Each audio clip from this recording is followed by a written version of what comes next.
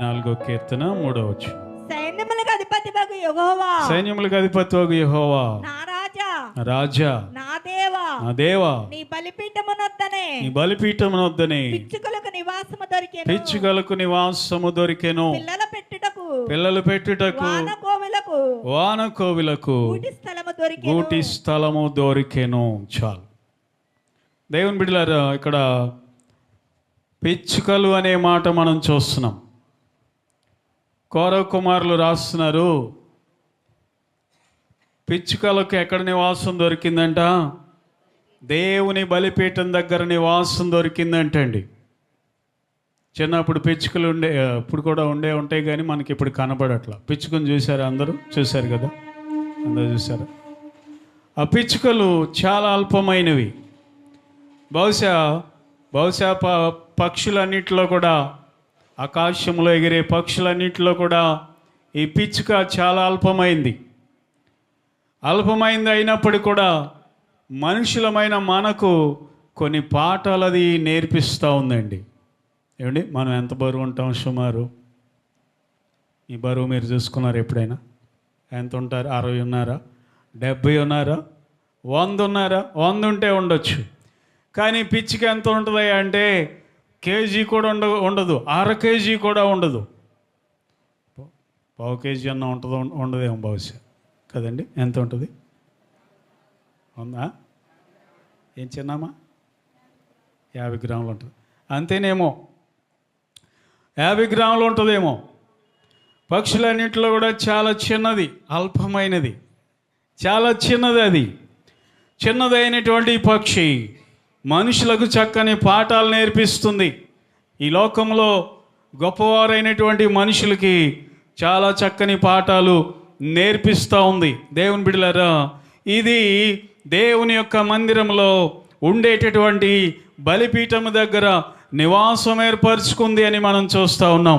పక్షికి దేవుడు, ఈ పిచ్చుకకు దేవుడు ఎంత జ్ఞానం ఇచ్చాడంటే మనుషులకు కూడా లేని గొప్ప జ్ఞానాన్ని ప్రభు ప్రసాదించాడు. ఏ విషయంలో అంటే తన నివాసము, తన గూడు కట్టుకునే విషయంలో. చిన్నప్పుడు చెరువు వైపు వెళ్తే, స్కూల్ కూడా చెరువు దగ్గరే ఉండేది, ఉంది ఇప్పుడు కూడా. అక్కడ పిచ్చ మండలు పెరుగుతాయి, పిచ్చ చెట్లు బాగా పెరుగుతాయి అన్నమాట. ఈ పిచ్చుకలు ఏం చేస్తాయి అంటే ఆ పిచ్చ చెట్లకి గూడు కడతాయండి, భలే అలుతూ ఉంటాయి. తనకున్న చిన్న ముక్కుతో ఆకులన్నీ కూడా చీల్చుకొచ్చి, ముఖ్యంగా ఈతాకులు చీల్చుకొచ్చి సన్నటి పేలికల్లాగా చేసి చక్కగా అల్లుకుంటూ ఉంటాయి. ఎంత బాగా అల్లుతాయి అంటే ఈ రోజుల్లో ఏ సైంటిస్ట్ కూడా అలాంటి గూడు కట్టలేడు. ఎలాంటి ఇంజనీర్ కూడా, ఎలాంటి బిల్డర్ కూడా అలాంటి గూడు కట్టలేడు. కట్టగలిగిన వాళ్ళని తీసుకురండి, దండేసి దండం పెట్టి 1 లక్ష రూపాయలు ఇచ్చేద్దాం. ఉన్నారా ఎవరైనా? కడతారా? అది ఎంత చక్కగా కడుతుందంటే ప్రియులారా, వర్షం వచ్చిన లోపల దాని పిల్లలు తడవకుండా, ఎండ బాగా వేసిన దాని పిల్లలు తడవకుండా, లోపల దాని పిల్లలకు ఏది గుచ్చుకోకుండా, లోపల గూడంతా కూడా మెత్తగా చేసి ఒక వైపుకి తన పిల్లలను పెట్టి, అలాగే దాని లోపలికి బయటికి వెళ్ళడానికి మంచి ద్వారం కూడా ఏర్పాటు చేసుకొని, దారి కూడా పెట్టుకొని ఎంత అద్భుతంగా కట్టుకుంటుందో. దేవునికి స్తోత్రం కలుగును గాక. హల్లెలూయా. బిగ్గరగా చెప్పండి, హల్లెలూయా. దేవుడు దానికి అంత మంచి జ్ఞానం ఇచ్చాడండి. అద్భుతమైనటువంటి జ్ఞానమును దేవుడిచ్చాడు. అయితే ఇక్కడ రాయబడిన మాట ఏంటంటే, పిచ్చుక అనేది ఎక్కడో చెట్లలో గూడు కట్టుకోలేదు, ఎక్కడో పర్వతాల్లో దాని గూడు నిర్మించుకోలేదు. ఎక్కడ నిర్మించుకుందయ్యా అంటే దేవుని గుడారములో, దేవుని మందిరములో బలిపీఠం ఎక్కడైతే ఉంటుందో ఆ బలిపీఠము దగ్గర దాని నివాసాన్ని ఏర్పరచుకుంది. పిచ్చుక, ఎందుకు నీకు దేవుని మందిరంలో నివాసం? దేవుని బలిపీఠం దగ్గర నీకు నివాసం ఏంటి? అక్కడ దేవుని ప్రజలు వస్తారు కదా, అక్కడ బలులు అర్పిస్తారు కదా, అక్కడ అగ్ని మండుతూ ఉంటుంది కదా, నువ్వేంటి అక్కడ నివాసం చేసుకున్నావు? నువ్వు చెట్లలో కదా నివాసం చేసుకునేది అని పిచ్చుకుని అడిగితే బహుశా దీనివల్ల మనకేమర్థం అవుతుందంటే ప్రియులారా, ఇజ్రాయేలీలకి కొన్ని పండగలు ఉంటాయి, బలులు అర్పించేదానికి గ్యాప్ ఉంటుంది, కొన్ని పండగలు వరుసనే జరుగుతాయి.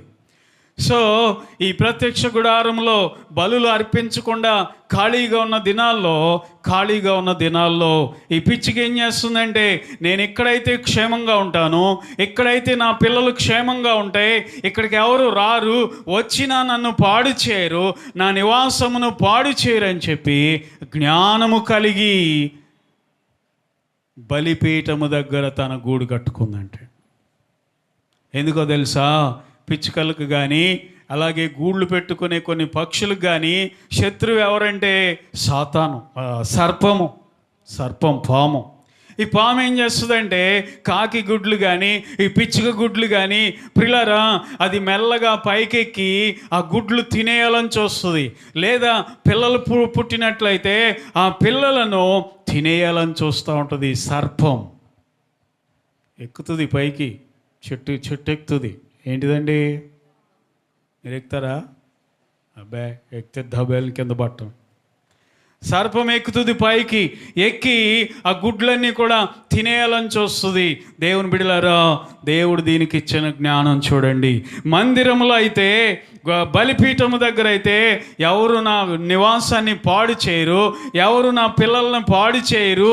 వాళ్ళు ఎప్పుడో పండగలకు వెళ్ళిపోయారులే, బలులు అర్పించట్లేదులే. ఎక్కడైతే ఏ సర్పము రాదు, ఎక్కడైతే ఏ శత్రువు రాదు అని చెప్పి దేవుని బిడ్డలారా, ఆ చిన్న పిచ్చుక అక్కడ నివాసాన్ని ఏర్పాటు చేసుకున్నట్లుగా మనం చూస్తున్నాం. అక్కడైతే దాని పిల్లలు క్షేమంగా ఉంటాయని, అక్కడైతే అది క్షేమంగా ఉంటుందని. దేవుని బిడ్డలారా, ఈ పిచ్చుక మనకేమి నేర్పిస్తుందంటే ఈ లోకంలో క్షేమం అనేది లేదు. ఈ రోజున నీ కుటుంబానికి, నీ పిల్లలకు, నీ భర్తకు లేదా నీ భార్యకు ఈ లోకంలో క్షేమం అనేది లేదు, కానీ దేవుని యొక్క మందిరంలోనే మనకు క్షేమం అనేది ఉంది. చప్పట్లు కొట్టి ప్రభుని స్తుతిద్దాం. హల్లెలూయా. ఏ పిల్లలు దేవుని మందిరంలో ఎదుగుతారో వారికి దేవుడు క్షేమాన్ని ఇస్తాడు. ఏ పిల్లలు దేవుని మందిరంలో ఎదుగుతారో దేవుని కాపుదల వారికి ఉంటుంది, దేవుడు వారిని అనుక్షణము కూడా కాపాడేటటువంటి దేవుడై ఉన్నాడు. చూడండి, పైన ఇప్పుడు మనం ఆరాధన చేస్తున్నామా, పైన పిల్లలు ఎంతమంది సండే స్కూల్లో చక్కగా మంచి విషయాలు నేర్చుకుంటున్నారు. కింద మనం దేవుని ఆరాధన చేస్తున్నాం, ఆ పిల్లలేమో పైన దైవ సంబంధమైన విషయాలు, బైబిల్ విషయాలు, ఎన్నో నీతి కథలు చక్కగా నేర్చుకొని దేవునిలో వాళ్ళు వర్ధిల్లుతున్నారు. నేను చెప్తాను, ఖచ్చితంగా దేవుడు వారికి అద్భుతమైన భవిష్యత్తును అనుగ్రహించునుగాక. ఈరోజు పిల్లల్ని సాతాను టార్గెట్ చేస్తున్నాడు, అపవాది పిల్లలను టార్గెట్ చేస్తున్నాడు, యవనస్తుల్ని టార్గెట్ చేస్తున్నాడు. వారిని మృంగేయాలని, వారిని కబళించాలని, వారిని ఏదో ఒక రకంగా చిక్కించుకోవాలని సాతాను ప్రయత్నిస్తున్న దినాలివి. పిల్లలారా, దేవుని మందిరంలో ఎదగండి, దేవుడు మిమ్మలను దీవించి కాపాడునుగాక. హల్లెలూయా. సెల్ఫీ అండి, ఈ రోజుల్లో సెల్ఫీ పిచ్చి ఎక్కువైపోయింది పిల్లలకి. సెల్ఫీలు అంటారా, రీల్స్ పిచ్చి ఎక్కువైపోయింది. ట్రైన్ వస్తుంటే రీల్ తీద్దామని రీల్ తీసి అప్లోడ్ చేస్తే వ్యూస్ ఎక్కువ వస్తాయి, డబ్బుల కోసం ఎన్ని చేస్తున్నారో పిల్లలు. ట్రైన్ వస్తూ ఉంటే దాని పక్క నుండి వీడియో తీయాలని ఇలా ఫోన్ పెట్టి, మంచి పెళ్ళి కూడా అవ్వలేదండి యవనస్తుడికి, తల్లిదండ్రులు ఎంత ఆశ పెట్టుకున్నారు ఆయన మీద, తీశారు. వీడియో తీస్తున్నాడు, ఇలా పట్టా ఎక్కడుంది, రైలు పట్టా, దాని పక్కనే ఒక 2 అడుగుల దూరంలో సెల్ఫీ దిగుదాం, వీడియో తీస్తున్నాడు. ఇలా వంగాడు, అమాంతంగా ఆ ట్రైన్ గుద్దేసింది. అంత దూరం పల్టీలు కొట్టుకుంటూ వెళ్ళి చచ్చిపోయాడు. దేవుని బిడ్డలారా, ఎలాంటి మనం ఎన్ని చూస్తున్నామో, సాతాను ఏం చేస్తున్నాడంటే యవనస్తుల్ని టార్గెట్ చేస్తున్నాడు, పిల్లల్ని అపవాది టార్గెట్ చేస్తున్నాడు. దుష్టుడు ఎవరిని మృంగాలా అని తిరుగుతున్నాడు. కనుక ప్రియులారా, నీ పిల్లలకి క్షేమం ఎక్కడుందంటే దేవుని మందిరములోనే. దేవునికి స్తోత్రం చెల్లిద్దామా? బిగ్గరగా హల్లెలూయా. దేవుని మందిరంలోనే క్షేమం అనేది ఉంది. దేవుని మందిరంలోనే భద్రత అనేది ఉంది. దేవుని మందిరంలోనే కాపుదల అనేది ఉంది అని మనం జ్ఞాపకం చేసుకోవాలి. ఈ తెలివి కలిగిన ఈ పిచ్చుక ఏం చేస్తుందంటే గుడారము దగ్గర, ప్రత్యక్ష గుడారము దగ్గర ఆ యొక్క బలిపీఠం దగ్గరికి వెళ్ళి గూడు కట్టుకుంటుందంట. ఎంత అద్భుతమైన విషయం! ఈరోజు నీ నివాసం ఎక్కడ? బైబిల్లో కీర్తనలో రాయబడింది కదా, మహోన్నతుని చాటున నివసించువాడే సర్వశక్తుని నీడను విశ్రమించువాడు. చదువుతారా? కీర్తన చదువుతారా? నివసించువాడే 91వ కీర్తన, సర్వశక్తుని నీడను విశ్రమించువాడు. ఆయనే నాకు ఆశ్రయము, ఆయనే నా కోట, నేను నమ్ముకొను నా దేవుడని నేను యెహోవాను గూర్చి చెప్పుచున్నాను. హల్లెలూయా. మహోన్నతుడైన దేవుని చాటున ఎవరైతే ఉంటారో సర్వశక్తిని దేవుని నీడలో వాడు ఉన్నాడని అర్థం. నువ్వు ఏ నీడలో ఉంటావో. చిన్నప్పుడండి 10 సంవత్సరాల వయసులో ఎప్పుడైతే దేవుడు నన్ను స్వస్థపరిచాడో, చిన్నప్పటి నుండి సండే స్కూల్కి వెళ్ళేవాడిని. ఎప్పుడైనా నాకు జ్వరం వస్తే మా అమ్మగారు ఏం చేసేదో తెలుసా? మా నాన్నగారు డ్యూటీకి వెళ్ళిపోయేవాడు. మా అమ్మగారు ఏం చేసేదంటే, జ్వరం వచ్చి నన్ను మందిరానికి నడిపించుకుంటూ వెళ్ళి ఆ తాటేకి పాక అని చెప్పానుగా, ఆ తాటేకి పాకలో పడుకోబెట్టి మందిరంలో పని కూడా మానేసి ప్రార్థన చేసేది. ఓకు పాస్టర్ గారిని పిలిచి, అయ్యగారు నా కుమారుడి కోసం ప్రార్థించి, ట్యాబ్లెట్లు తర్వాత హాస్పిటల్ అనే తర్వాత, ఇంక చెప్పాలంటే హాస్పిటల్కి వెళ్ళడానికి కూడా ఒక్కొక్కసారి డబ్బులు లేని పరిస్థితిలో అక్కడ మందిరంలో పడుకోబెట్టి ప్రార్థన చేసేది ఏడ్చుకుంటా, అయ్యా నా కుమారుని బాగు చేయ్యా, స్వస్థపరిచయ్యా, ఆరోగ్యమయ్యా. ఇప్పుడంటే మాట వెళ్తే ట్యాబ్లెట్ కదండి. ఇప్పుడు అప్పుడైతే డాక్టర్ ఉండేవాడు, ఇప్పుడైతే అందరు డాక్టర్లు అయిపోతున్నారు. రాంబాబు జ్వరం వచ్చింది రాంబాబు అన్నాను అనుకో, పారాసిటమాల్ వేసుకున్నారు అయ్యగారు అని రాంబాబు అన్నాడులే, చెప్తున్నా. అర్థమవుతుందా? ఏది నాగలక్ష్మి వచ్చిందా మా చెల్లి, ఇది ఎక్కడే ఉంది ఎదురుగా, అమ్మ మోకాళ్ళ నొప్పులు అమ్మ అన్నాం అనుకో, అయ్యగారండి ఏం పర్లేదు అయ్యగారు, పలానా ట్యాబ్లెట్ వేసుకోండి అయ్యగారు అని చెప్పేస్తూ ఉంటారు. దేవుని బిడ్డలారా, కానీ మా తల్లి అయితే మందిరంలో పడుకోబెట్టి, చాపేసి పడుకోబెట్టి, మోకరించి పని కూడా మానేసి ప్రార్థన చేశారు. ఈలోపు పాస్టర్ గారు కూడా వచ్చి, భార్య భర్తలు ఇద్దరు వచ్చి వాళ్ళు ప్రార్థన చేసేవాళ్ళు. అయ్యా ఇదిగో నీ సేవకు సమర్పించుకున్నారు ఈ పిల్లోడిని, ఇలాంటి విషజ్వరాలు తీసివేయి ప్రభువా, ఈ పిల్లోడిని బ్రతికించయ్యా అని చెప్పి ప్రార్థన చేసేవాళ్ళు. సాయంత్రానికి జ్వరం తగ్గి ఇంటికి వెళ్ళిపోయేవాడిని. మళ్ళీ తెల్లారాం పనికి వెళ్ళేది, నేను స్కూల్కి వెళ్ళిపోయేవాడు.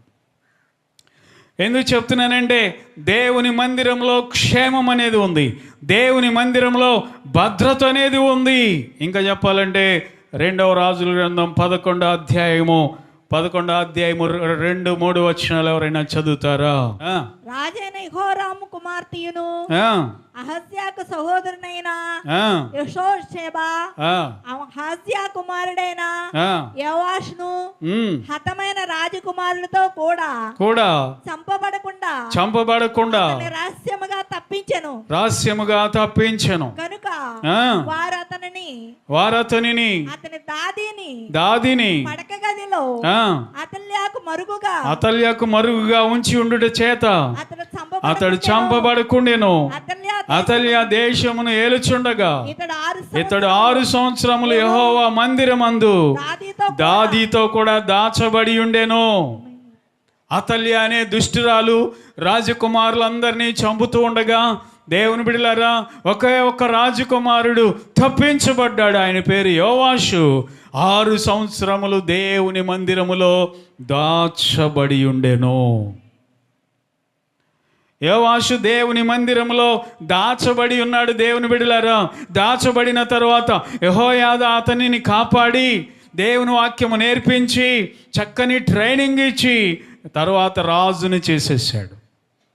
ఈరోజు దేవుని మందిరంలో దాచబడి ఉండండి పిల్లలారా, యవనస్తులారా, ప్రభు మందిరంలో దాచబడి ఉండండి.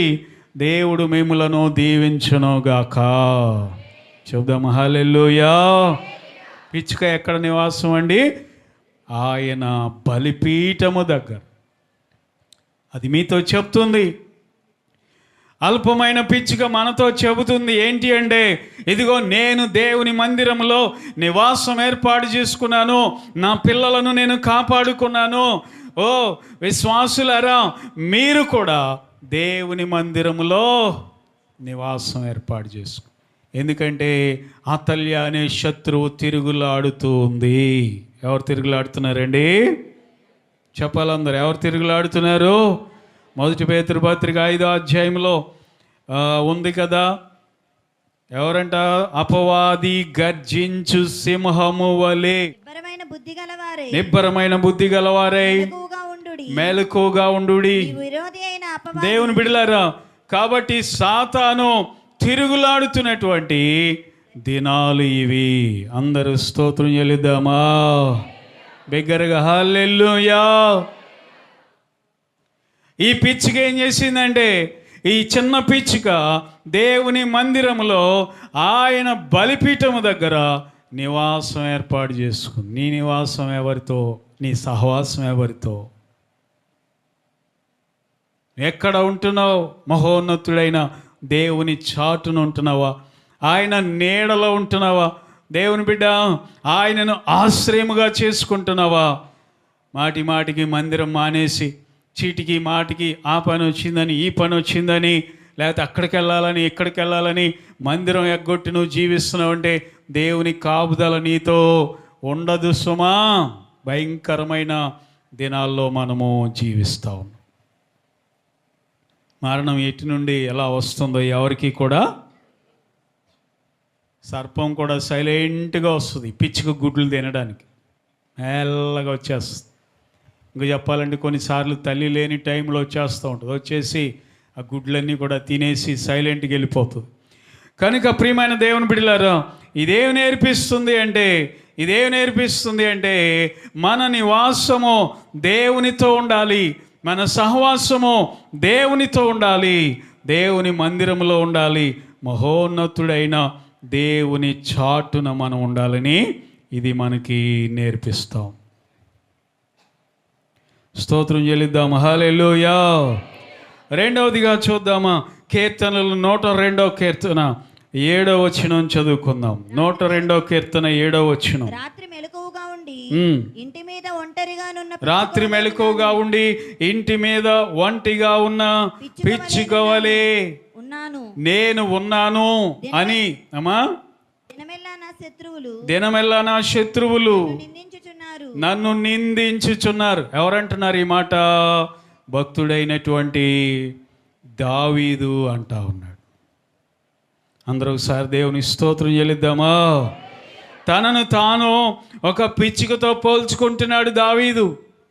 దేవుని బిడ్డలారా, ఆయన అంటున్నాడు ఏంటంటే, నేను ఒక అల్పమైన పిచ్చుక వలె ఉన్నాను. అది ఎలా ఉంటుందంట? ఇంటి మీద ఉందంట, ఒంటరిగా ఉందంట, మెలకుగా ఉందంట. ఇంటి మీద ఉండడం అంటే ఏంటి? నివాసము లేదు, గూడు చెదిరింది. ఏం చెదిరిందండి? ఒంటరిగా ఉండడం అంటే ఏంటి? తోడెవరు? తన తోడు పక్షి లేదు. మెలకుగా ఉండడం అంటే ఏంటి? జాగ్రత్తగా అలర్ట్గా ఉంటుంది. ఎటు నుండి శత్రువు వస్తాడో, ఎటు నుండి శత్రు క్రూర పక్షి వస్తుందో అని మెలకుగా ఉంటుందంటండి. చాలా అలర్ట్గా ఉంటుందంట. ఈ మాట భక్తుడైనటువంటి దావీదు అంటున్నాడు. అప్పుడు ఆ దావీదు ఎలాంటి పరిస్థితిలో ఉన్నాడంటే, సౌలు చేత తరమబడుతూ, శత్రువు అయినటువంటి సౌలు చేత తరమబడుతూ, ప్రియులారా, ఇల్లు వదిలి, బంధువులను వదిలి, తల్లిదండ్రులను వదిలి అరణ్యాలలో నివసించవలసిన పరిస్థితి ఏర్పడింది. అందరూ ఒకసారి స్తోత్రం చెల్లిద్దామా? బిగ్గరగా హల్లెలూయా. ఇంటి మీద ఉంది పిచ్చుక అంటే అర్థం ఏంటంటే దాని గూడు చెదిరింది. ఒంటరిగా ఉంది అంటే ఏంటంటే, ఒంటిగా ఉందంటే ఏంటంటే దాని తోడు లేదు, తోడు పక్షి లేదు. మెలకుగా ఉందంటే అర్థం ఏంటంటే ఎటు నుండి ఏమొస్తుందో అని అలర్ట్గా ఉంది. దేవుని బిడ్డలారా, మన జీవితాలు కూడా కొన్నిసార్లు అలాగే ఉంటాయి.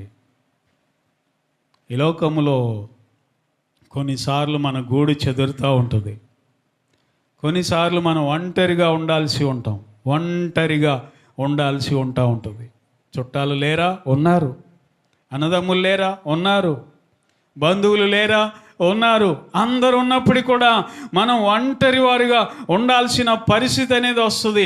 ఎవరు లేని అనాథన ఏంటి అన్నట్టుగా మనుషులు కొన్నిసార్లు ఉండాల్సి ఉంటుంది. మన జీవితాలు కూడా అలాంటి అనుభవాలు ఎదురవుతూ ఉంటాయి. మన శ్రమల్లో ఎవరు పట్టించుకోరు, మన బాధల్లో, మన కన్నీటిలో ఎవరు కూడా పట్టించుకోరు. శ్రమలో ఉంటే ఎవరు రా?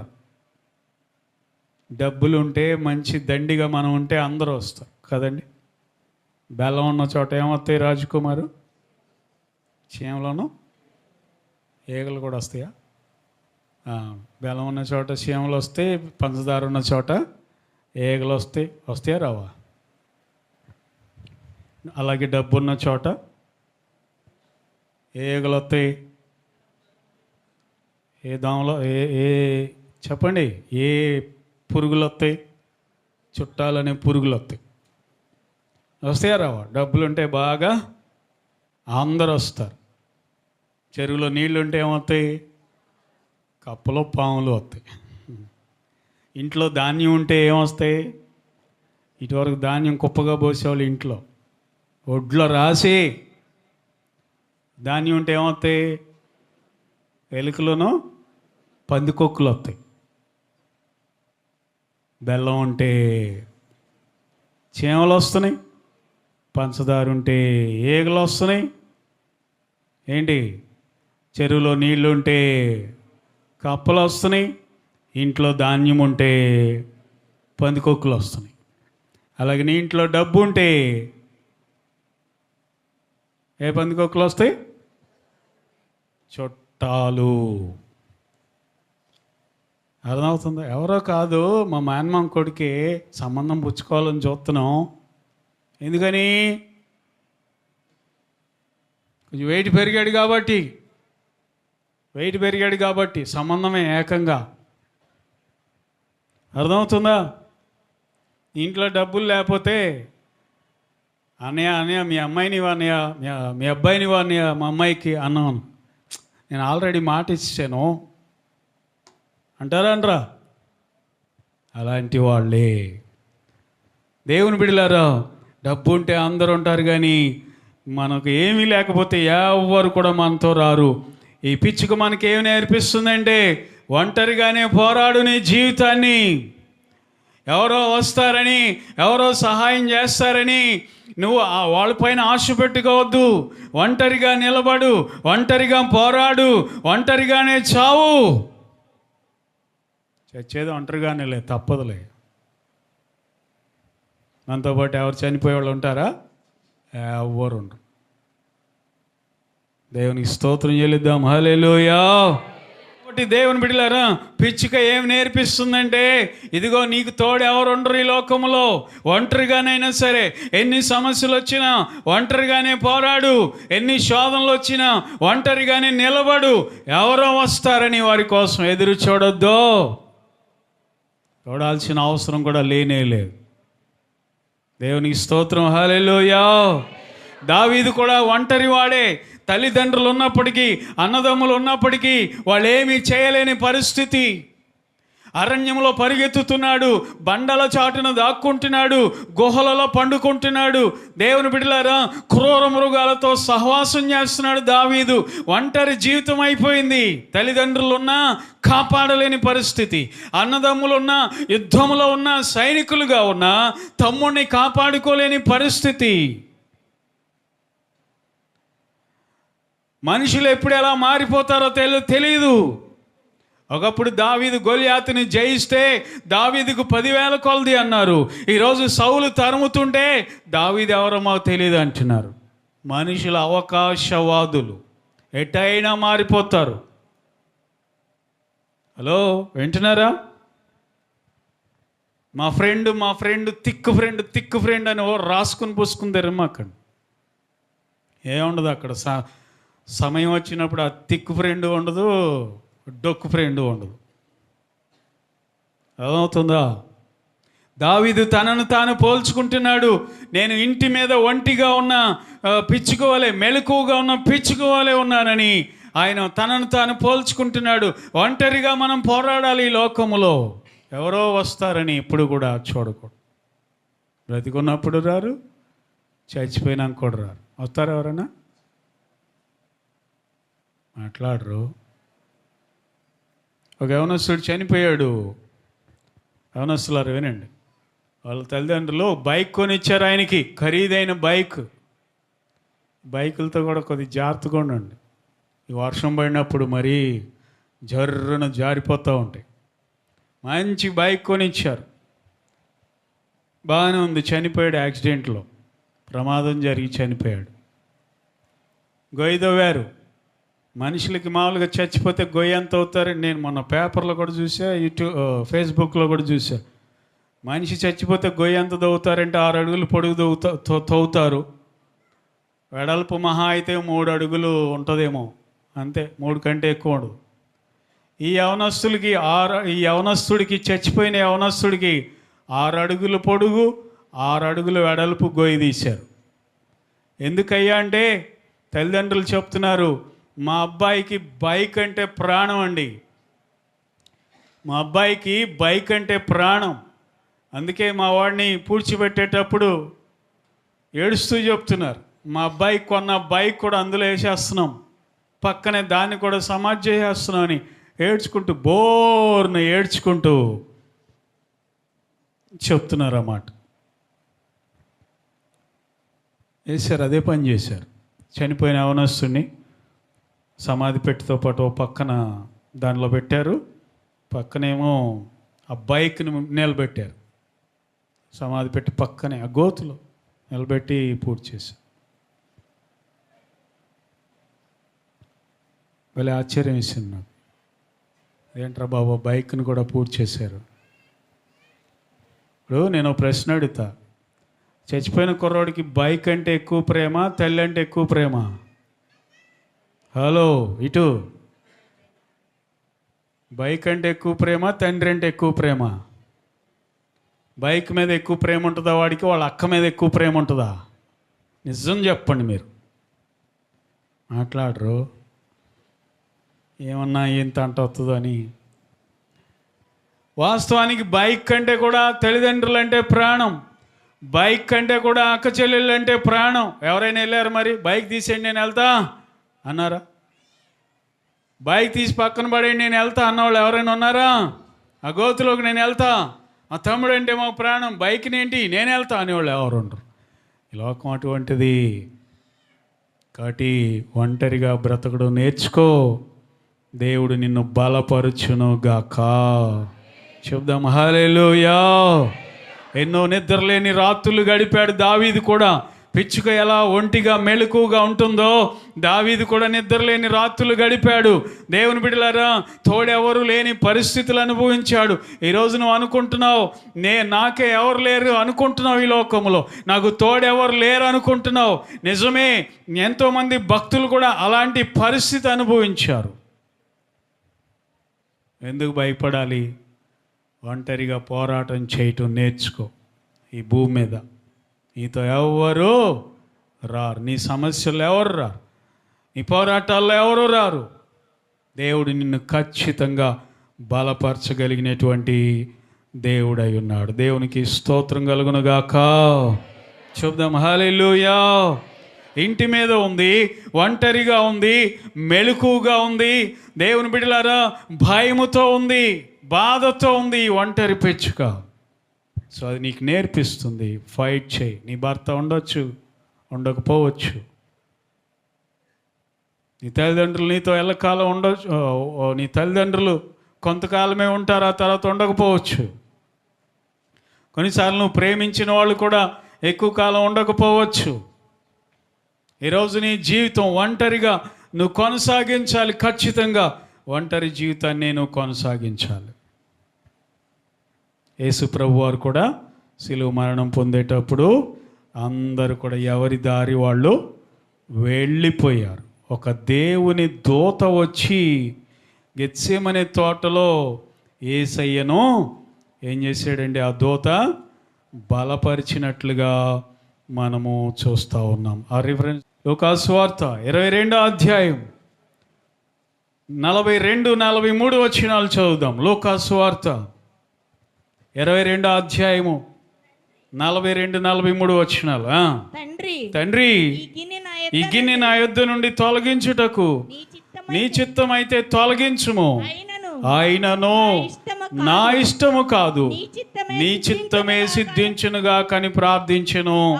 అప్పుడు పరలోకము నుండి ఒక దూత ఆయన కనబడి ఆయనను బలపరిచెను. స్తోత్రం చెల్లిద్దాం. హల్లెలూయా. యేసయ్య కూడా ఒంటరిగానే మిగిలాడు.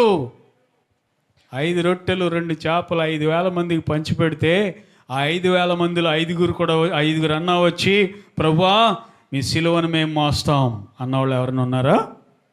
ఎవరు లేరు. 10 మంది కుష్టి వ్యాధిగ్రస్తులు యేసు ప్రభు స్వస్థపరిస్తే ఆ 10 మందిలో ఒక కుష్టి వ్యాధిగ్రస్తులు వచ్చి, ప్రభువా కొన్ని కొరడా దెబ్బలు నేను తింటాను అన్నారా?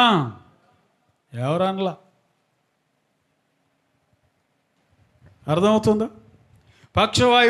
పక్షవాయువు కలిగిన వాడిని ప్రభు స్వస్థపరిచాడు. ఆ పక్షవాయువు కలిగిన వాడు వచ్చి, ప్రభువా నీతో నేనుంటానయ్యా అన్నాడా? ఎవరు లేరు. యేసయ్య కూడా ఒంటరిగా సిలువను మోయాల్సి వచ్చింది. అర్థమవుతుందా? ఈ అల్పమైన పిచ్చుకి ఎవరు సహాయం చేస్తారండి? ఎవరు చేయరు. కాబట్టి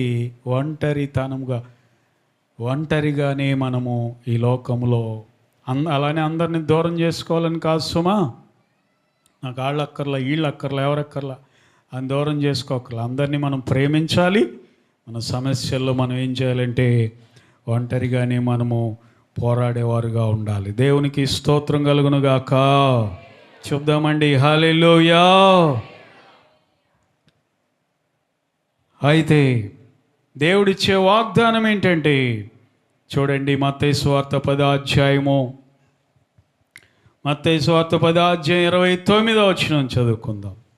2 పిచ్చుకలు ఒక కాసుకు అమ్మబడును కదా, ఆయనను మీ తండ్రి సెలవు లేక వాటిలో ఒక్కటైనను నేలన పడదు. ఆమేన్. ఎంత చక్కని వాగ్దానం. 2 పిచ్చుకలు ఎంత అంటండి? చెప్పాలి ఎంత? సుధీర్, కాసు అంటే రూపాయి అని అర్థం మన భాష. అర్థమవుతుందా? డబ్బుల్ని ఆయా దేశస్తులు రకరకాల పేర్లతో పిలుస్తారు. డబ్బుల్ని మనం ఏమంటాం? రూపాయి అంటాం. రూపాయినా? హలో, అమెరికా వాళ్ళు ఏమంటారు? డాలర్ అంటారు. యూదులు ఏమంటారు? ఇబ్రీలు కాసు. థాయిలాండ్లో ఏమంటారు? బాత్ అంటారు. బాత్ కాదు, బాత్. 2 బాతులు, 3 బాతులు, ఎలా 3 బాత్స్, 4 బాత్స్ అంటారు. పాకిస్తాన్లు కూడా రూపాయే అంటారు. సో ఈ పిచ్చుకంట 2 కాసుకి ఎన్నంట? మళ్ళీ చదవాలి. 2 పిచ్చుకలు ఒక కాసుకు అమ్మబడును కదా, ఆయనను మీ తండ్రి సెలవు లేక ఒక్కటైనను నేలను పడదు. దేవునికి స్తోత్రం కలుగునుగాక. అంటే విలువ లేని పిచ్చుక అది. విలువ లేనిదైనప్పటికి కూడా దేవుని భద్రత ఉంటుంది, దానికి దేవుని కాపుదల ఉంటుంది. కాబట్టి మనము కూడా గుర్తుపెట్టుకోవాలి ఏంటంటే, పిచ్చుకల కంటే మనము శ్రేష్ఠులం గనుక దేవుడు మనలను కాపాడుతాడు అని గుర్తు చేసుకోవాలి. ఒక కోడి ఎంత? ఒక మేక ఎంత? మనుషులకు విలువ ఉంది, మేకలకు విలువ ఉంది, జంతువులకు విలువ ఉంది. పక్షులకు కూడా విలువ ఉంది. కొల్లేటి గొంగను కొనాలంటే రూపాయికి రాదు అది. వాటికి విలువ ఉంది. విలువ లేనిది ఏదయ్యా అంటే ఇదిగో ఈ అల్పమైన పిచ్చుక. దాని ఖరీదు ఎంత అంటే కేవలం 1 కాసు అంట. 1 కాసుకు 2 అంట. 2. దేవుని బిడ్డలారా, అయితే వాక్యం ఏముంటుందంటే అది అల్పమైనదైనా, అది స్వల్పమైనదైనా, విలువ తక్కువదైనా కానీ దేవుని సెలవు లేకుండా ఒక్కటి కూడా చచ్చిపోదు. అంటే దాని అర్థం ఏంటంటే ఒక పిచ్చికే చనిపోవట్లేదంటే దేవుని సెలవు లేకుండా నీకు నాకు ఏమైనా అవుతుందా? అవ్వదు. మనము దేవుని చేతిలో ఉన్నాం. నమ్మితే స్తోత్రం చెల్లిద్దామా? గట్టిగా హల్లెలూయా. అది దేవుని చేత కాపాడబడుతుంది.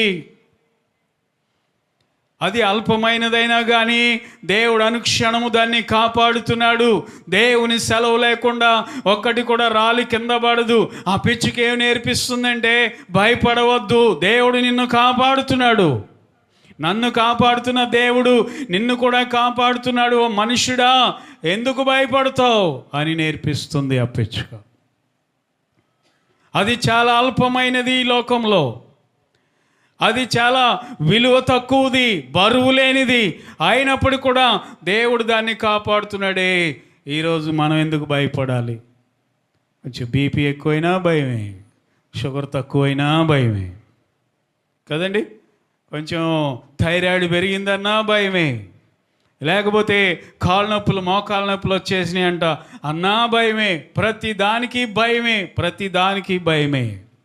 మాట మెదిలితే నేను వెళ్ళిపోతా, నేను చచ్చిపోతాను, కానీ జాగ్రత్త జాగ్రత్త అంటారు చాలా. ప్రతి దానికి నిద్రలేని రాత్రులు గడపడం, ఈ ఒంటి పిచ్చికలాగా రాత్రులు నిద్రలేని రాత్రులు గడపడం అలాంటి చేయాల్సిన అవసరం లేదు. దేవుడు మనకు తోడుగా ఉన్నాడు. ఆయన సెలవు లేనిదే మనకేమీ జరగదు. చెప్దాం గట్టిగా హల్లెలూయా. మనుషుడు ఎలాంటి వాడంటే ఏ బాధలు లేవనుకోండి, ఇంకొంచెం ఎక్కువ కాలం బతికితే బాగుండు అనుకుంటాడు. సమస్యలు వచ్చేసి అనుకోండి, ప్రాణం మీదకి సమస్యలు వచ్చేసి అనుకోండి, నేను తొందరగా చనిపోతే బాగుండు అనుకుంటాడు. చావు బ్రతుకులు మన చేతిలో ఉన్నాయా? లేవు. చావు బ్రతుకులు మన చేతుల్లో. ఎవరి చేతిలో ఉన్నాయి? దేవుని చేతిలో ఉన్నాయి. మనం ఎంత భయపడినా మరణం రాదు, రావాల్సిన టైంకి వస్తుంది. మనం ఎంత భయపడినా వచ్చేది ఆగదు. ఆగుతుందా?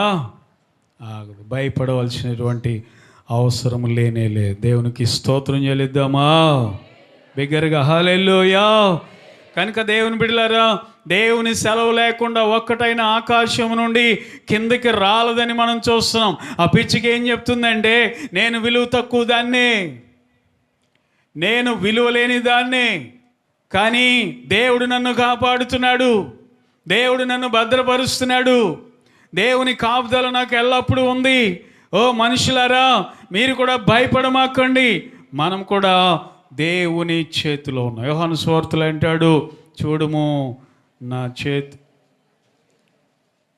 నా చేతిలో నుండి మిమ్మల్ని ఎవ్వడు కూడా అపహరింపలేడు. చదవండి యోహాను సువార్త 10వ అధ్యాయంలో ఆ మాట మనము చూస్తాం. యోహాను సువార్త 10వ అధ్యాయంలో 28వ వచనం. 10:28 నేను వాటికి నిత్య జీవమునిచ్చుచున్నాను గనుక అవి ఎన్నటికి నశింపవు. హల్లెలూయా. తర్వాత ఉంది కదా 29వ వచనం, వాటిని నాకు ఇచ్చిన నా తండ్రి అందరికంటే గొప్పవాడు గనుక నా తండ్రి చేతిలో నుండి ఎవడును వాటిని అపహరింపలేడు, ఎవడు లాక్కోలేడు. నా చేతిలో నుండి ఎవడు లాక్కోలేడు. ఎవరి చేతిలో ఉన్నాం మనం? చెప్పండి, అందరూ చెప్పండి. ఎవరి చేతిలో ఉన్నాం మనం? దేవుని చేతిలో మనం ఉన్నాం. మనం భయపడవలసినటువంటి అవసరము లేనే లేదు. దేవునికి స్తోత్రం చెల్లిద్దాం. హల్లెలూయా. కొంతమంది మరీ భయపడిపోతారు. అమ్మమ్మమ్మ అయిపోతున్నాయి, వాళ్ళే అయిపోతున్నా అంటూ ఉంటారు. మరి అంత భయపడిపోతే ఎట్లా అండి? బైబిల్ చెప్తుంది, పిరికివారు దేవుని రాజ్యానికి వారసులు. మనం భయపడాల్సినటువంటి అవసరం లేదు. నాలుగవదిగా చెప్పి మనం ముగించేసుకుందాం. పిచ్చుక గురించి మరొక మాట యేసుప్రభువు వారు చెప్పారు కదా, 12వ అధ్యాయం లోకాసు వార్త 12వ అధ్యాయము 6వ వచనం మనం చదువుకుందాం. 5 పిచ్చుకలు ఆ, 2 కాసులకు అమ్మబడును కదా. 5 పిచ్చుకలు 2 కాసులకు అమ్మబడును కదా. అయినను వాటిలో ఒకటైనను ఆయనను వాటిలో ఒక్కటైనను దేవుని ఎదుట మరవ దేవుని ఎదుట మరవబడదు. తల వెంట ఇందాకడేమో అది దేవుని సెలవు లేకుండా కిందికి రాలదు అని మనం చూస్తున్నాం. ఇక్కడేమో అది దేవుని చేత మరవబడదు. ఒక అల్పమైన దాన్ని దేవుడు మర్చిపోవట్లేదే. నిన్ను నన్ను మర్చిపోతాడా దేవుడు? ఆయన మర్చిపోయే దేవుడు కానీ. మనుషులు మర్చిపోవచ్చు, తల్లిదండ్రులు మర్చిపోవచ్చు, నువ్వు ఏం తింటున్నావు అడగకపోవచ్చు, అన్నదమ్ములైనా మర్చిపోవచ్చు, నీకు అనారోగ్యం తగ్గిందా అని అడగకపోవచ్చు, మనుషులైనా మర్చిపోవచ్చు. అర్థమవుతుందండి?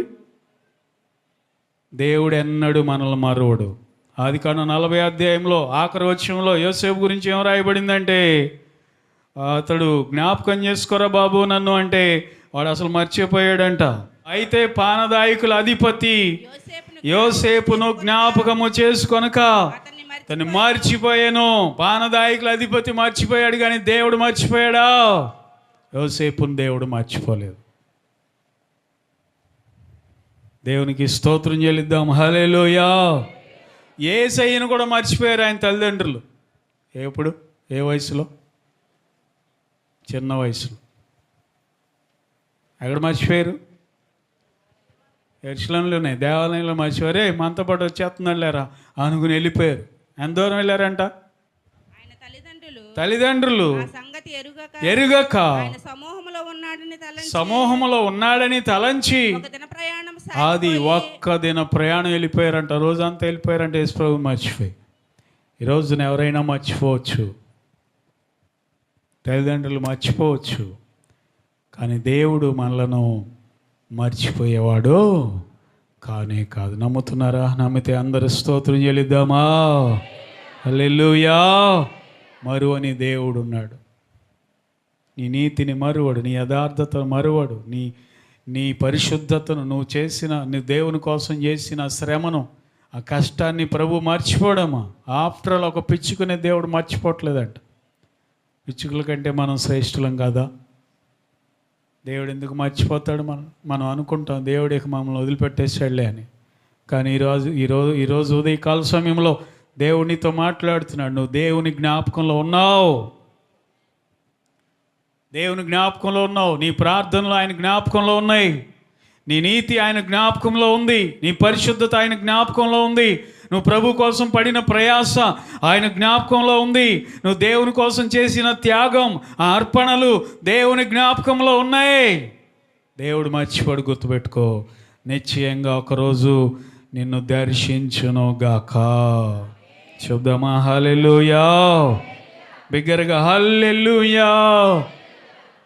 నేనేముంది, నాదేముంది, నేనే పాటి వ్యక్తిని అని అనుకుంటూ ఉంటావు. కానీ దేవుడు అంటున్నాడు, మీరు శ్రేష్ఠులు. పిచ్చుకల కంటే మీరు శ్రేష్ఠులు. ఎందుకంటే దేవుని బిడ్డలారా, మనమైతే యేసయ్య స్వరూపములో, దేవుని స్వరూపములో మనం చేయబడ్డాం. ఆయన పోలికలో మనం చేయబడ్డాము. ఆయన స్వరూపాన్ని దేవుడు మనకి ఇచ్చాడు. మనల్ని ఆయన మర్చిపోయేవాడు కానే కాదు. ఈ ఉదయకాల సమయంలో దేవుడు మీతో మాట్లాడుతున్నాడు. వాగ్దాన రూపకంగా ఏంటి అంటే, ఆయన నిన్ను మర్చిపోవట్లేదు. ఆయన జ్ఞాపకంలో నీవు ఉన్నావు. హల్లెలూయా. చెప్పండి అందరు ధైర్యంగా. మీ చేయెత్తి చెప్పండి, నేను దేవుని జ్ఞాపకములో ఉన్నాను. హృదయపూర్వకంగా చెప్తున్నారా? నమ్మి చెప్తున్నారా? నేను మళ్ళొకసారి నేను రైట్. దేవుడు ఖచ్చితంగా తప్పకుండా ఒకరోజు మిమ్మల్ని దర్శిస్తాడు. ఈ సమస్యను విడిపిస్తాడు. దేవుని బిడ్డ మీకు నిరీక్షణ కలుగు చేస్తాడు. మిమ్మల్ని హెచ్చిస్తాడు. మీ స్థితిని ఆయన మార్చివేయగలిగిన సమర్థుడై ఉన్నాడు.